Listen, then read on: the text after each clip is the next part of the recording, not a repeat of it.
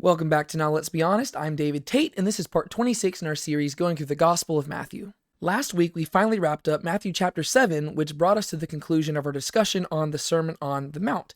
And with that, we've actually now finally finished, after this long time studying it, we finally finished the very first big subsection of the Gospel of Matthew. Because if you've been tracking with us over the last few weeks and months as we've been going through this series, I've stated multiple times that really the primary body of the Gospel of Matthew seems to be structured in a series of 5 narratives and discourses. And Matthew chapters 1 through 7 is the first of those subsections, right? So Matthew chapters 1 through 4 is the narrative section, and then chapters 5 through 7 is the discourse section, right? Chapters 1 through 4, I call that the authentication of the king, because Matthew's primary goal there was to really demonstrate that Jesus had a right to the throne over Israel, right? The right to the messianic title. And then Matthew chapters 5 through 7, the discourse, I called the authority of the king, because this is basically where Jesus goes up on a mountain, he delivers the Sermon on the Mount, and with that, he demonstrates his kingdom manifesto, right? He says, this is how my kingdom is going to look. This is what I'm going to do as king. That now leads us into this second section, which begins with Matthew chapter 8, which takes us back to narrative, right? So we've been in narrative, we went to discourse, now we're back in narrative again, and this kicks off a whole new section, which is also going to be, they're going to have several subsections, I guess you could say, because this narrative section that we find here actually is further separated into other sections. What we're going to see is we're going to see 3 miracle stories followed by a call to discipleship. Then 3 miracle stories followed by a call to discipleship. And then 3 more miracle stories followed by yet another call to discipleship, right? And that's going to be basically the structure of this narrative discourse, which we see over the course of Matthew chapters 8 and 9, right? So this narrative section is a lot shorter than the first one. It's not 4 chapters, it's just 2 chapters long. And the stuff we're going to talk about today is the first subsection, right? Today we are going to talk about the miracles of healing. But before we actually jump into this section, what I really want to do is I want you to just kind of understand the big picture of this subsection as a whole, right? This whole narrative section. And basically, there's going to be a flow to this, right? And if you understand the flow of it, we're going to be able to go through this a lot quicker. And basically, this is how Matthew kind of structures it. There's going to be 3 cycles of miracle sections followed by calls to discipleship, and it's going to go like this. There's going to be miracle story number 1, followed by miracle story number 2, followed by miracle story number 3, followed by an overall description of Jesus' ministry, and then lastly, there's going to be a call to discipleship, right? And that's kind of going to be the cycle over the course of the next 2 chapters, right? Miracle, miracle, miracle, description of ministry, call to discipleship. Today, we're going to cover the first of those cycles, which I am kind of calling the miracles of healing, right? Because there's going to be certain things that tie these miracles together. Cycle 1 is miracles of healing. Cycle 2 is miracles of authority, and then cycle 3 is going to be miracles of restoration. Another thing that we're going to see Matthew doing over the course of this section, and I'm highlighting it now mainly so you can be watching for it as you're reading through this, is that Matthew is going to demonstrate the gradual increase in opposition that Jesus faces as he expands his ministry. Right? So in the stuff that we're going to see today, we're not going to see any opposition from the Jewish leaders in regards to Jesus, right? In the first cycle, there is no opposition. However, once we get to that second cycle, there's going to be some opposition that starts showing up, and people are going to start being frustrated with some of the stuff that Jesus is doing. And then by the time you get to the third cycle, people are just going to be outright rejecting Jesus, and they're going to be accusing him of performing these miracles according to the power of demons, right? And so what Matthew's doing here is he's showing basically this gradual handoff, right? Because if you really think about it, the big question facing this section, given what we just saw in the Sermon on the Mount, is, does Jesus have actions that will back up his words, right? Because as we saw in the Sermon on the Mount, Jesus was proclaiming some very, very, very authoritative things, right? He was claiming to be the supreme authority over all things. Like by the end of the sermon, he is literally speaking kind of like God, where he is saying, you know what, guys? I'm the one who decides whether or not you make it into the kingdom, right? If you build your life upon my words, you'll be good. If you don't build your life on my words, you will be doomed, right? Jesus is speaking very authoritatively. And the way that the whole section ends in Matthew chapter 7 is that the crowds are astonished by Jesus' authority because he's not teaching like one of their scribes. He's teaching authoritatively. And so going into this section, the main question that Matthew is trying to address is, can Jesus back up that authority with his actions, right? Is he all talk, or can he back it up? And as we're going to see in these miracles, he does have the power to back it up. But as we're going to see, that power is going to make the Jewish leaders of Jesus' day envious, right? And so they're going to start clashing with him, because as he rises in prominence, they're going to become jealous and they're going to begin to reject him and push back. And unfortunately, what we're going to see over the course of Matthew's story is that the Jewish people at this time period are going to choose the wide path, and they're going to choose the wide gate, and they're going to choose to reject Jesus, and they're going to choose to be the foolish person who builds their house on sand, so that when the rain and the wind comes, they're going to be demolished. And that's ultimately where Matthew is heading with this whole story, to where by the time you get to the end of the gospel, Jesus is going to stand on the Mount of Olives and he is going to proclaim that Jerusalem is going to be destroyed because Israel has rejected their king, right? So that's ultimately the whole trajectory. And we begin to see that pushback in these sections coming up right here, right? So there's these 3 cycles of 3 miracle stories each. That being said, even though there are 3 miracle stories in each section, there's actually 10 miracles performed overall. And we're going to see that specifically in the 3rd cycle, there's actually 2 miracles that are wedged in to 1 miracle story. And so this seems like it's not accidental, right? If you know anything about how Hebrew people write stuff, numbers are never accidental. And one thing that we've really been tracking as we're going through this, and once again, be patient, don't worry, we're going to get to the biblical text in just a second, just be patient with me. One thing that we've really been tracking throughout this whole study is how Matthew is specifically choosing to frame Jesus' story in such a way so that Jesus' life mimics the history of the people of Israel, right? And Matthew's not forcing this, but Matthew is selectively sharing this to where a lot of scholars and a lot of people have just noticed there are definite parallels, and it definitely seems intentional by Matthew that the details that he is sharing would immediately call to mind in the mind of his Jewish readers the history of Israel, and Jesus is succeeding where Israel failed, right? And so whenever you hear the number 10 here, specifically where we've left off in the whole history of Israel, there are 2 different things that would probably come to mind. On one end, there's the 10 plagues of Egypt, and on the other end, there's the 10 rebellions of the people of Israel in the wilderness, right? Those are 2 big, important 10 numbers that you see at this point in the story, because if you've been tracking with us for this whole series, that's kind of where we're at in the history of Israel by the time you get to the end of Matthew chapter 7, right? We just got out of Egypt, right? So we just had that Exodus event, and we're now going into the wilderness. And so all of that story is kind of fair game for what Matthew's trying to accomplish right here. And that's what many scholars have pointed out, right? And so whenever we're looking at these 9 miracle stories, which ultimately tell 10 miracles, some scholars have seen parallels with either the 10 plagues in Egypt or the 10 rebellions that you see in the wilderness. And so I just kind of wanted to highlight that real quick, just to get your mind thinking. We're not going to spend a lot of time delving into it right now, but I just did want to highlight kind of the thought process, right? So some have seen a connection with the 10 plagues in Egypt, in which case Jesus is the greater Moses, bringing miracles of revival rather than destruction, right? So there's a contrast there where Moses went in and he performed miracles that destroyed Egypt. Jesus coming in and he's providing miracles and producing miracles that revive the nation. And he is bringing the true Israel out of the new Egypt that Israel has become, right? That's been a big theme throughout the Gospel of Matthew, that Israel itself, like the nation of Israel, has become the new Egypt, who is enslaving itself, right? And so Jesus shows up and he starts waging war on the new Egypt, Israel, and he does this by performing these miracles in order to draw the true Israel out of the new Egypt, right? So that's one way that you could look at it if you're viewing these as parallel to the 10 plagues.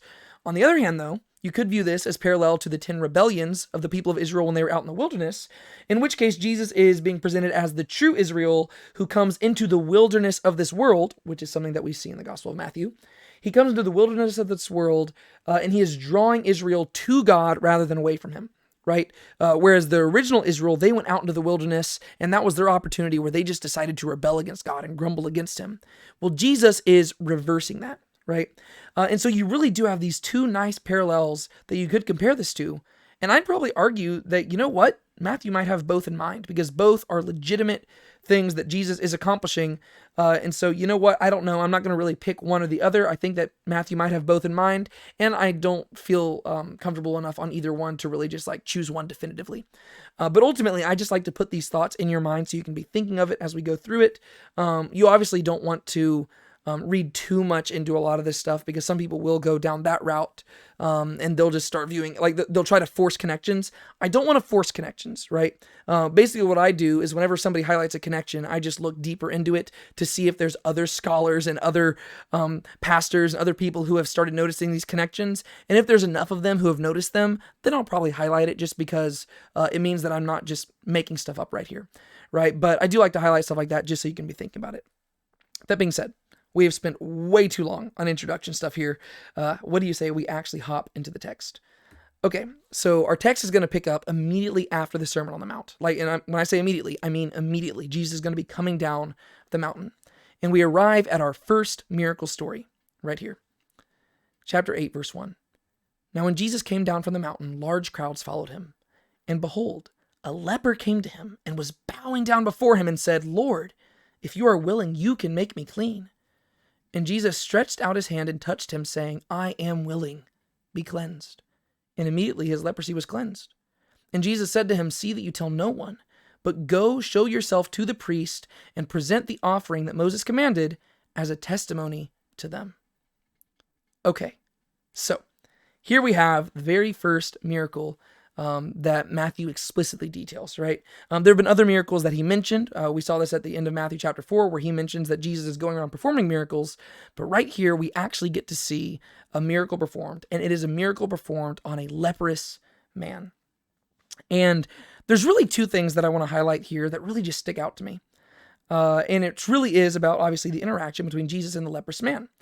The first thing that I want to highlight is that the leprous man comes to Jesus. I think that's very interesting that the leprous man comes to Jesus. But then another thing that stands out to me is the fact that Jesus touched the leprous man. And in order for you to really understand why both of those things are surprising, maybe what I should do is I should read from Leviticus real quick. Because keep in mind, Matthew's original audience was Jewish, right? And Matthew's Jewish audience would have been a lot more in tune with the Old Testament scriptures than a lot of people are nowadays. But this is what we read about in regards to leprosy if you go to Leviticus chapter 22. No man of the seed of Aaron, who is a leper or who has a discharge, may eat of the holy gifts until he is clean. And if one touches anything made unclean by a corpse, or if a man has a seminal emission, or if a man touches any teeming things by which he is made unclean, or any man by whom he is made unclean, whatever his uncleanness, a person who touches any such thing shall be unclean until evening, and shall not eat of the holy gifts unless he has bathed his body in water. So that's just one example of instructions given in regards to leprosy. But the main thing I want to highlight there is that a leprous person is not supposed to touch anything holy, right? Basically, if you know anything about leprosy and how it was treated in Jewish communities, it was basically it was like that nasty ooey gooey stuff that you just want to stay away from.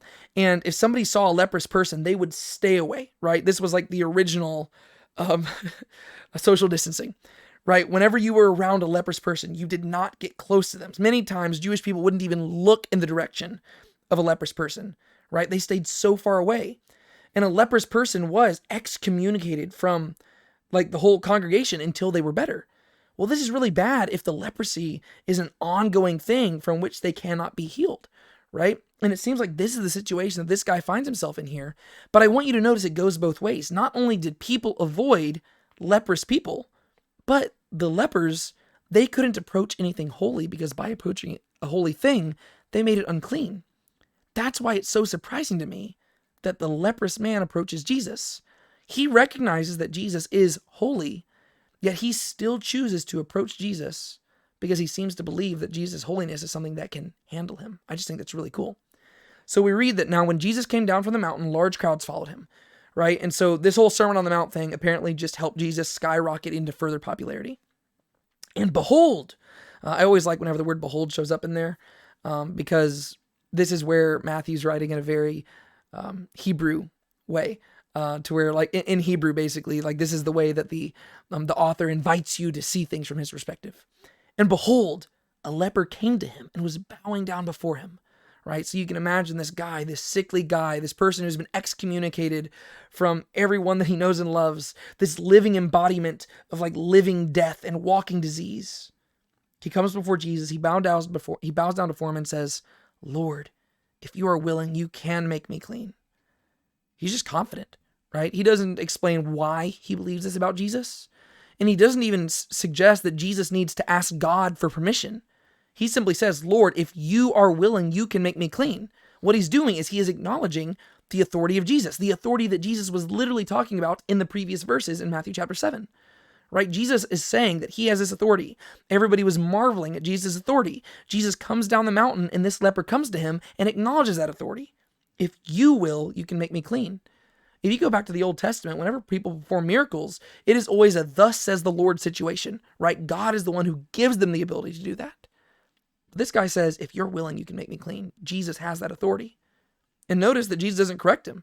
Instead, Jesus stretches out his hand and he touches him. I wonder how long it had been since this man had been touched.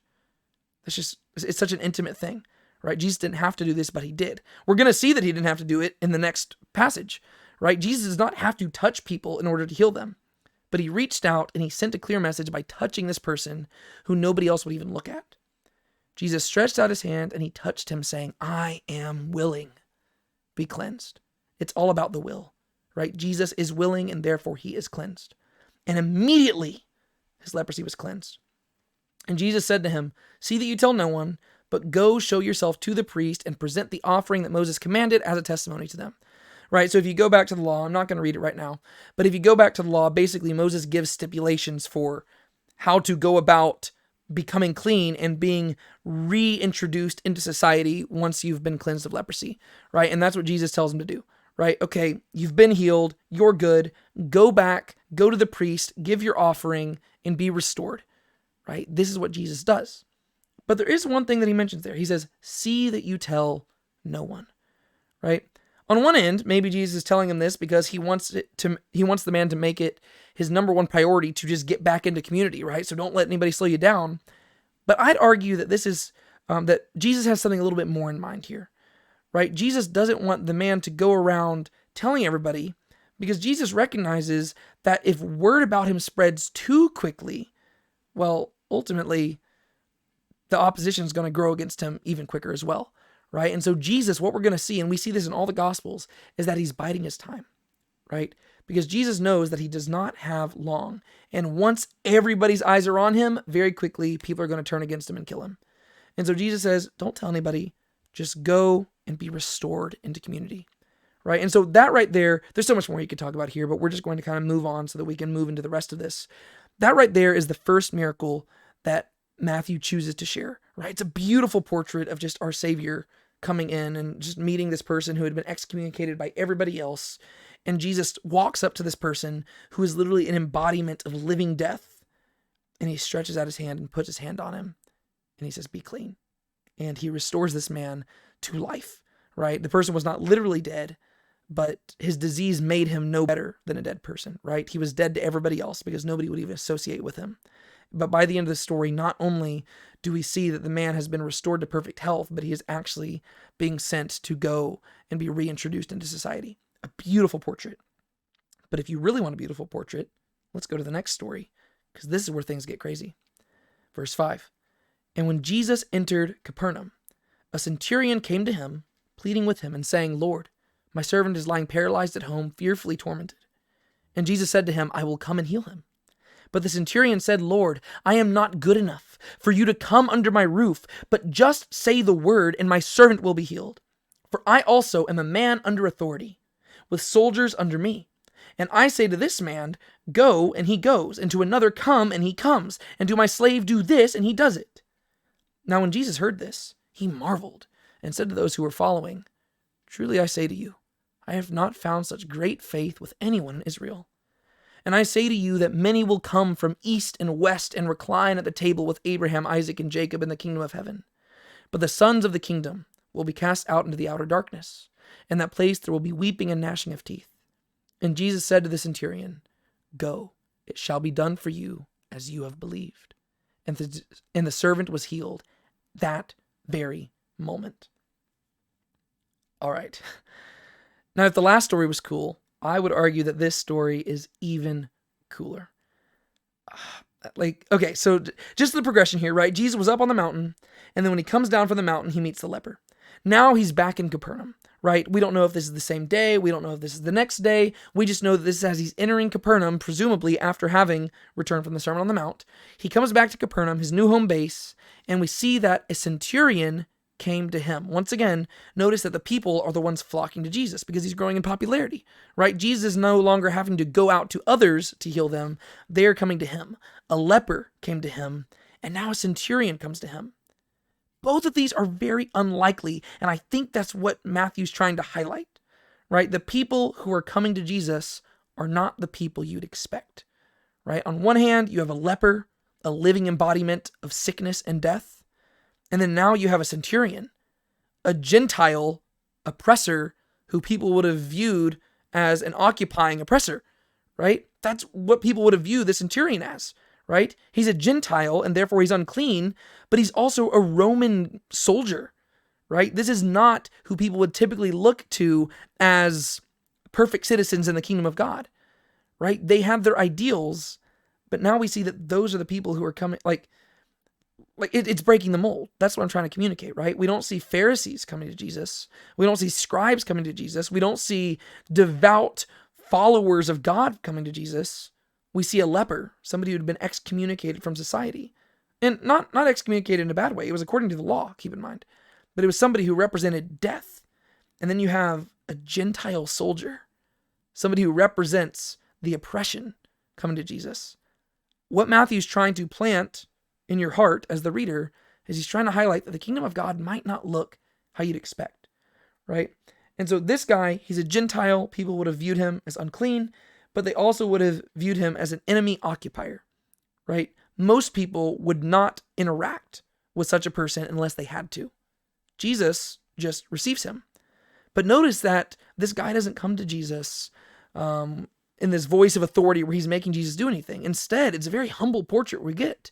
A centurion came to him pleading with him. He's pleading with Jesus. Imagine this picture. This Roman soldier, this occupying force, this person who normally would be feared by the people. He comes and he's pleading with Jesus. Once again, it's because he recognizes that Jesus has authority. It directly flows from what we saw in Matthew chapters 5-7. He's pleading with him and saying, Lord, my servant is lying paralyzed at home, fearfully tormented. I love this too, because think about how much this humanizes the centurion, right? Whenever you think about how the Jewish people viewed the Romans at this time period, do you think many of them were viewing Roman centurions as people who cared deeply about their servants? Probably not, right? Whenever we look at the bad guys and whenever we villainize people, we very rarely think of them as people who have hearts and who care for somebody else. But Matthew introduces us to this centurion, and he's not shed under a negative light. Instead, he is shed under a positive light, a much more positive light than some of the Jews are going to be shed. This guy shows up to Jesus, and first thing he does is call him Lord.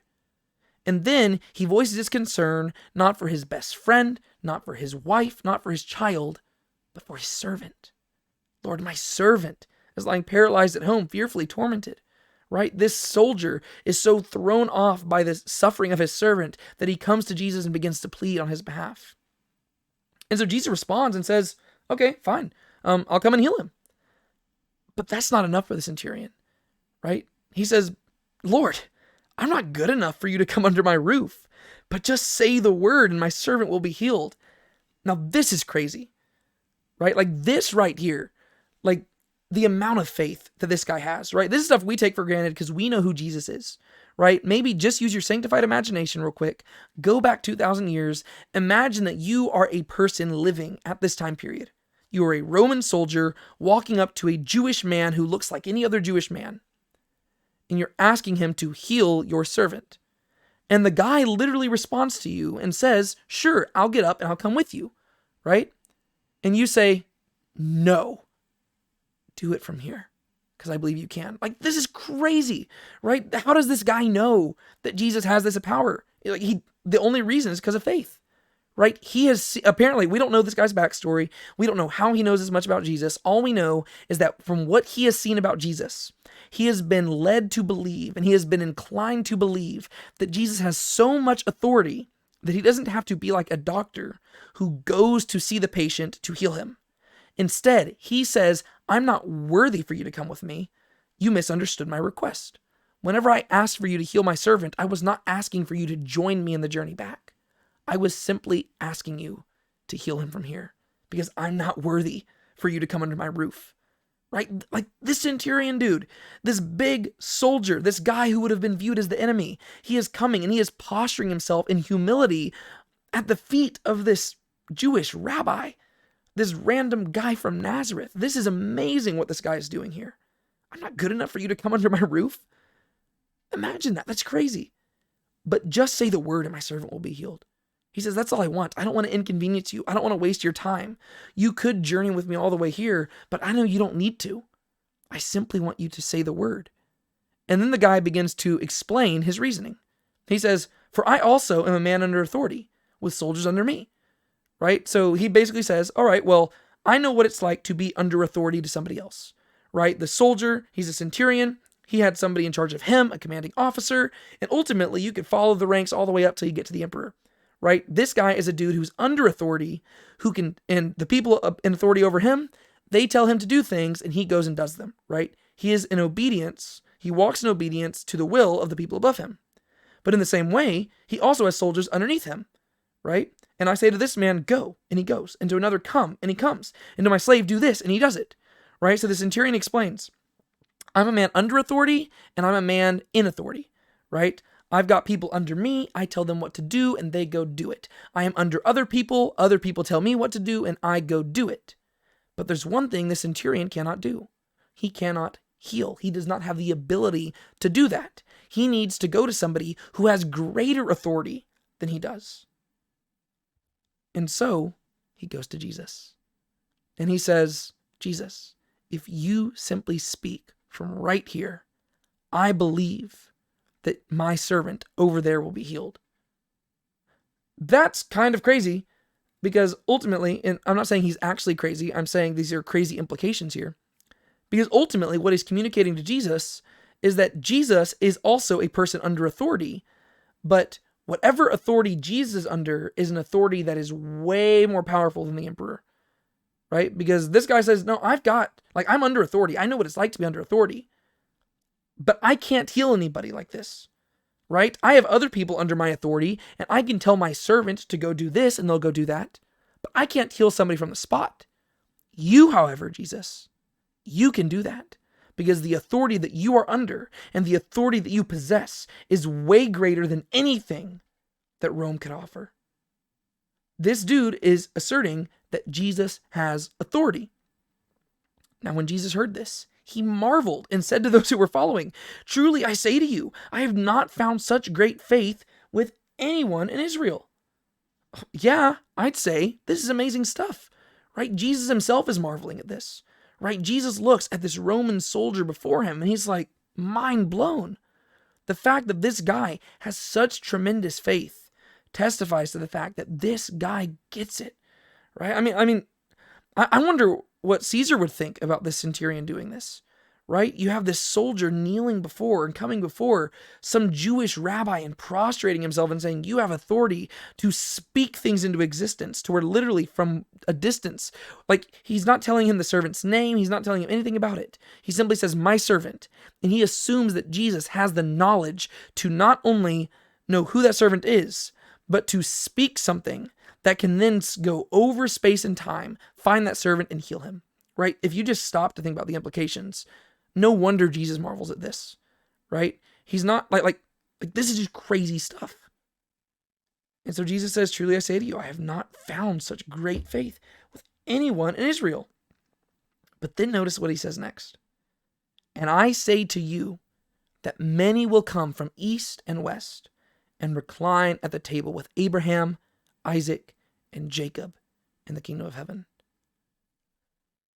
This right here, these words are going to give birth to the opposition against Jesus.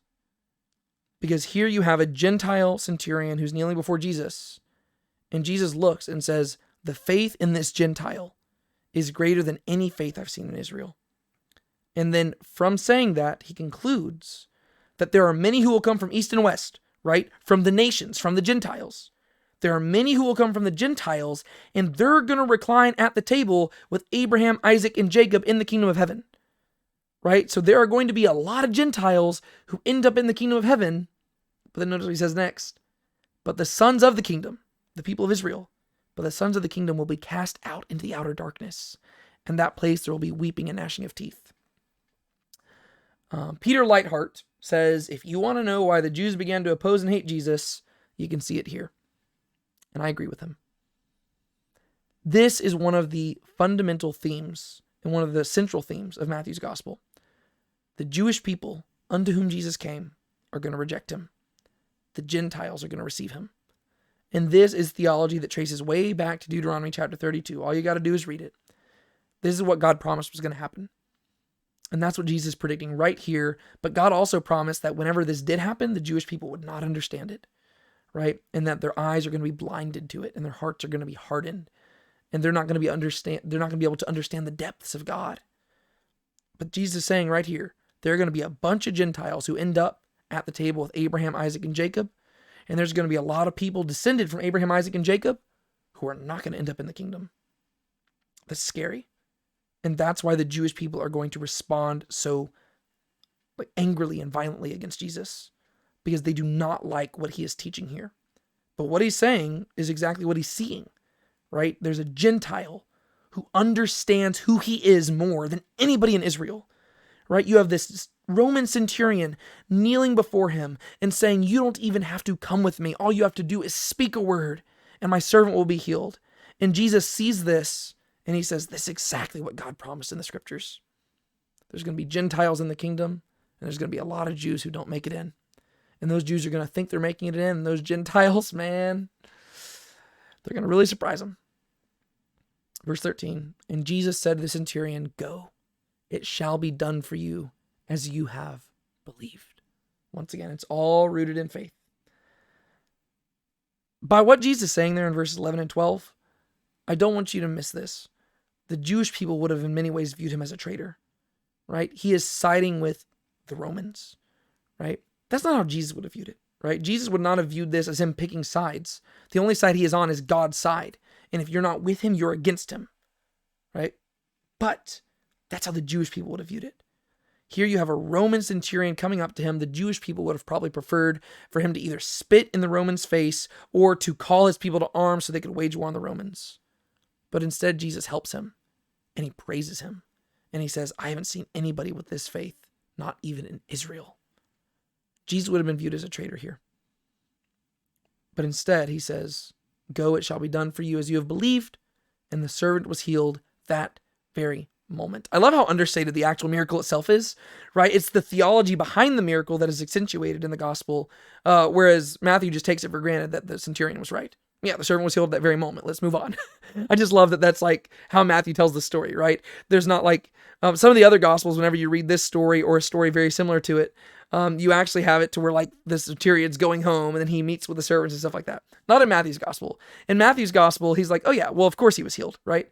Because Matthew's already established Jesus has this authority. He's just backing it up with what Jesus is doing. That leads us into our third miracle story, our final miracle story for today, which will then lead us into the summary of Jesus' ministry, followed by the calls to discipleship.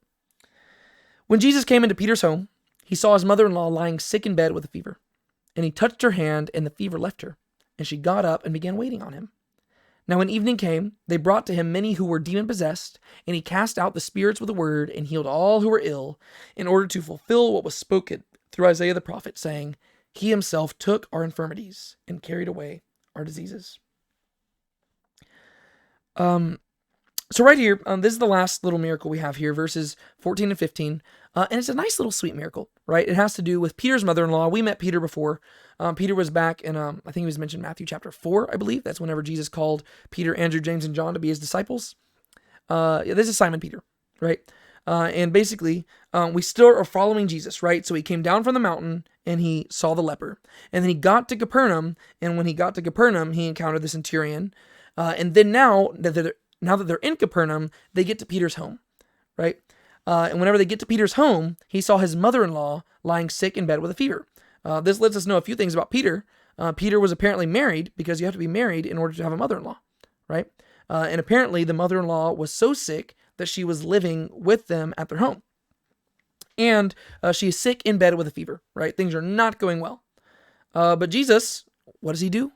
He goes and he touches her hand, right? So this is the one story where, once again, the person did not come to Jesus, but that's because she's bedridden, right? She literally could not come to Jesus. So here Jesus does come to her, but also kind of like the story with the leper, he touches her.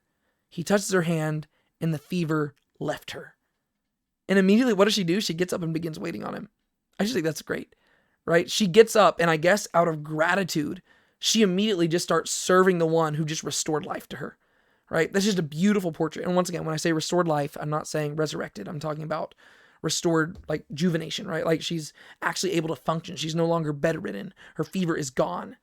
This is really cool, right? So this last story, once again, it's not accentuated as much as the other ones, right? There's not as much theology built behind it, but it does serve to show that this is just what Jesus did, right? Jesus is like the rivers of living water flowing down from Eden, right? Everywhere he goes, life is being produced.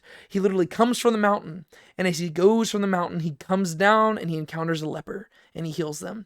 And then he flows down from the bottom of the mountain all the way to Capernaum, and he encounters a Roman centurion and heals that person's servant as well. And then he flows from Capernaum into Peter's house and he heals Peter's mother-in-law.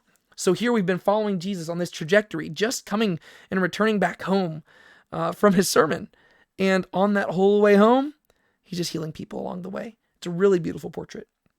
Which then leads us to verses 16 and 17, where Matthew basically gives us a summary of Jesus' ministry at this time period, right? That's kind of the structure. Once again, 3 miracle stories, summary, then call to discipleship. This is the summary. Now when evening came, they brought to him many who were demon-possessed, and he cast out the spirits with a word and healed all who were ill, right? So basically, we just get to see that this is just what Jesus did, right? Whenever evening came, he's apparently staying at Peter's house, and he's the talk of the town, right? He just preached this amazing sermon. He performed 3 miracles on the way back home. He gets there, and now everybody's just bustling up to the house and bringing to him all the sick, all the demon-possessed, all the ill, and he's just healing them, right? He's casting out all the evil spirits with a word from his mouth, right? Once again, demonstrating that he has the authority to back up the things that he taught in the sermon. But Matthew says that that's not all he's doing here, right? He's not simply demonstrating his authority. Rather, he's fulfilling prophecy. He says that Jesus did this in order to fulfill what was spoken through Isaiah the prophet, saying, he himself took our infirmities and carried away our diseases. This is a quote from Isaiah 53, the passage that you're probably most associated as being about the suffering servant, right? The one who bore our sorrows. Later on in the New Testament, this same verse is going to be quoted, but rather than applying it to Jesus' healing ministry during his lifetime, it's going to be applied to what Jesus did whenever he bore our sins on the cross, right? But right here, we see Matthew's applying this fairly literally, right? He himself literally took our infirmities and carried away our diseases. Whenever Jesus went to the leprous person, he took away the leprosy, right? Whenever he went to this centurion, he took away the servant's sickness, right? The paralysis. Whenever he goes to Peter's mother-in-law, he takes away her fever. He's literally taking away these things, and he's carrying the diseases on himself. And I'm not suggesting that Jesus became leprous or he became paralyzed or he became feverish. I'm not suggesting that. But I'm saying that he's carrying them away in him. Jesus is kind of functioning like the temple, where people would go to offer their sacrifices to atone for sin. And the temple would be the thing that, it would carry the sins, right? Well, now Jesus is the one carrying the diseases, right? It's just a beautiful portrait of what Jesus is actually accomplishing, right? He's planting life everywhere he goes. He is a river of living water. Where he goes, life follows, right? That's the portrait that Matthew is painting of Jesus during all of this. And it's a beautiful, beautiful portrait. Which then leads us to the end of this section where Matthew does give us our little call to discipleship here, right? This is what we read. Now, when Jesus saw a crowd around him, he gave orders to depart to the other side of the sea. Then a scribe came and said to him, Teacher, I will follow you wherever you go. And Jesus said to him, The foxes have holes, and the birds of the air have nests, but the Son of Man has nowhere to lay his head." And another of the disciples said to him, "Lord, permit me first to go and bury my father." But Jesus said to him, "Follow me, and allow the dead to bury their own dead." So here we get to see what I would say is the cost of discipleship.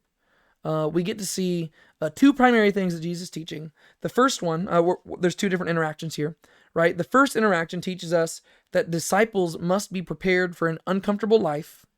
And then I think the second interaction teaches us that disciples must be willing to make Jesus their priority, right? Their number one priority, their only priority, right? That's what is ultimately being communicated here. And both of those, they have high demands, right? And so let's look at this real quickly and then we'll wrap this up. So when Jesus saw a crowd around him, right, he gave orders to depart to the other side of the sea. Is this the same night that we just read that other stuff? I'm assuming not. I'm assuming this is probably like the next day or a few days later or something like that. At some point, Jesus sees a crowd around him and he decides to depart to the other side of the sea. Could be the same night. I don't know. But that's setting up the events that are going to come in next week's stuff. They get up. They're going to the other side of the sea. But as they're making their way to the boat, some interactions happen. Right? Because once again, throughout all of this, Jesus has been gathering disciples. Jesus is growing in popularity. And so there's been some people who are following Jesus and they're wanting to tag along with him. And so a scribe comes up to him. And it's so interesting, right? Like I like highlighting the different people who Jesus is interacting with, right? We've had him heal a leper. We've had him heal a centurion's servant. We've had him heal one of his disciples' mothers. And now finally, we have a scribe come up to Jesus, and this is the person you would probably expect Jesus to react more warmly to because he's a scribe, right? He's a pious guy. He's probably a devout Jew. But notice how Jesus interacts with him. The scribe came and said to him, "Teacher, I will follow you wherever you go." I mean, most people would jump at the opportunity of this, right? What an amazing compliment, right? You have a scribe coming up, and this guy is saying, "You know what, Jesus? I want to follow you wherever you go. I will document all the things you tell me to document. I will follow you. I will learn from you. I'll do whatever you want me to do." Most people would say, "Come on, man, join the party." But Jesus turns to the scribe and says to him, "The foxes have holes and the birds of the air have nests, but the Son of Man has nowhere to lay his head." Translation, it's not going to be a fun time. It's going to be uncomfortable. Right? And so he tells the scribe, "Hey, dude, I know I'm growing in popularity, but if you're in this for a popularity contest, go find somebody else to follow. If you're in this for comfort, follow somebody else. We're not going to be staying in fancy mansions. We're not going to be staying in the fancy houses of people like some of the rabbis might do. No. Foxes have holes and birds of the air have nests, but the Son of Man has nowhere to lay his head." He says, "I don't have a house. I'm homeless. If you want to follow me, be prepared for discomfort. And if you're going to follow me, you got to be willing to literally follow me wherever I go." Right? Don't jump in this. Basically, he's telling him to count the cost. Right? You can follow me, but don't do it if you're wanting an easy life. Don't follow me if you are wanting to live with a pillow under your head every night. Don't follow me if you always want to know where your next meal is coming from.